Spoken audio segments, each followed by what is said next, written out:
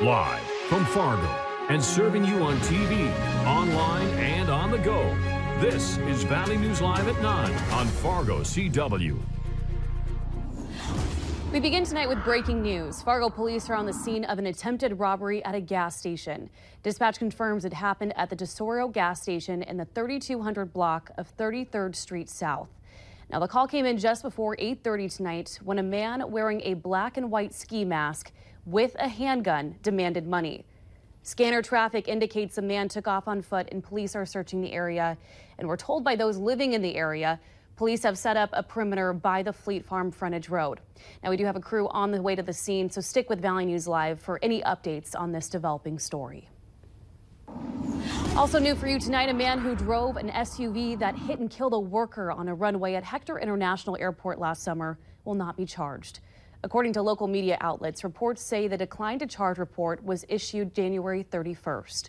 The reports also say the Cass County State's Attorney's Office believes it does not have enough evidence in the case.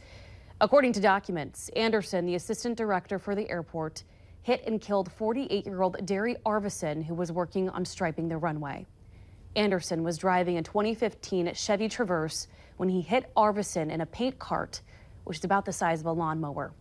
Arvison was killed immediately upon impact. Now, the report finds there are no speed limits or regulations for vehicles traveling on runways. It's also mentioned in the report that lights from another runway may have affected Anderson's ability to see that paint cart. Coming up after weather, a Moorhead native is set to make his debut at the Olympics. Meanwhile, a couple of locals helped Team USA women's hockey team walk away with a win. More Olympic coverage in just a few moments.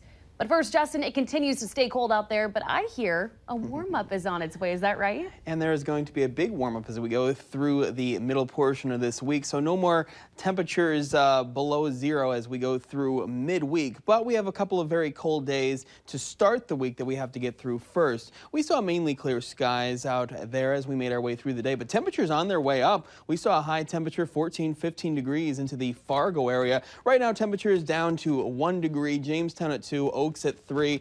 We're between 0 and 2 below as you make your way across Lakes Country. And out toward the Thief River Falls area, close to 7 below with Devil's Lake right now at 5 below 0. The winds have flipped around to more of a northerly direction. They are 5 to 20 miles per hour. So some more cool air is starting to filter in. And we do have more of a wind chill compared to the last couple of nights. Wind chill values of 10 to 20 below 0 into the southern portion of the viewing area and 20 to 25 below in most places as you make your way further north. Now we have another wind chill advisory in effect. This one starts at midnight, goes all the way until 9 a.m. on Monday for wind chill values 20 to 35 below 0. This is for the entire viewing area with the exception of the far southern valley. Now, taking a look at the satellite loop, we saw mainly clear skies, some areas a few more clouds, especially out west, and some of these clouds produced some very light snow showers, and they were so light they didn't appear on our radar, but they have since moved out. High pressure starting to work its way in.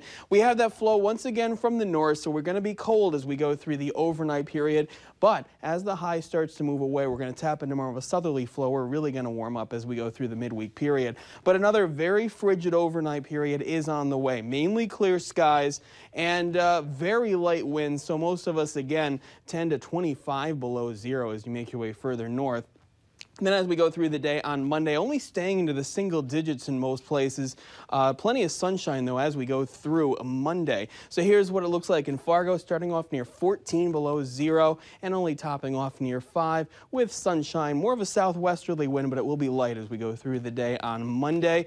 Here's the temperatures from around the region. Most of us into the single digits, farther north, single digits below 0, but warmer air is filtering in. As we go through the day on Tuesday, a very strong southerly wind will set up. Temperatures into the single digits by the morning. Most of us staying dry. Might see a few passing flakes on Tuesday into Lakes Country in the morning. Other than that, we've got partly cloudy to mostly sunny skies by Tuesday. We keep the breezy southerly wind. High temperatures on Tuesday, mainly into the low to mid 20s, and we'll do even better on Wednesday, a high of 35. And we have a cold front coming through into the evening, into the early morning. Some snow showers possible, turning windy with a strong northerly wind. Temperatures falling through the day, a high high of only 7 on Thursday. Then more warm air filters in, 18 Friday, 26 Saturday. We will see plenty of sunshine to start next weekend.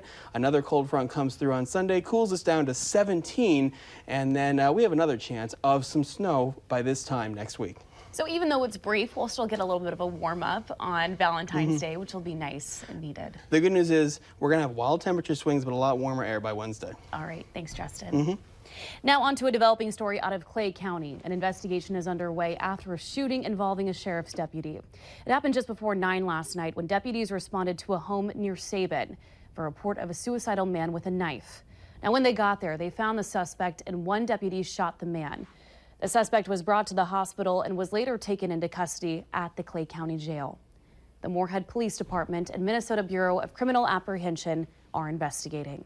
At this time, they are not identifying the deputies that were involved. Charges against the suspect are pending. And with a little help from a couple of locals, the United States women's hockey squad beat Finland in the first game of the Olympic tournament in Pyeongchang today.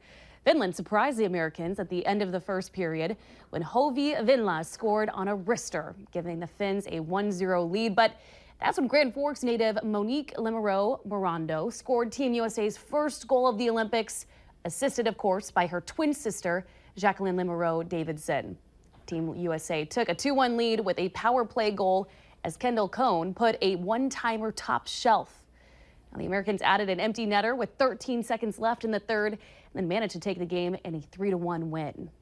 Meanwhile, we're also gearing up to watch another one of our own make his debut as an Olympian. Moorhead's own Will Borgen will take the ice Wednesday with the USA men's hockey team. Borgen grew up in Moorhead, playing high school hockey for the Spuds. He's currently playing college hockey at St. Cloud State, but took off last weekend for Pyeongchang to represent the United States.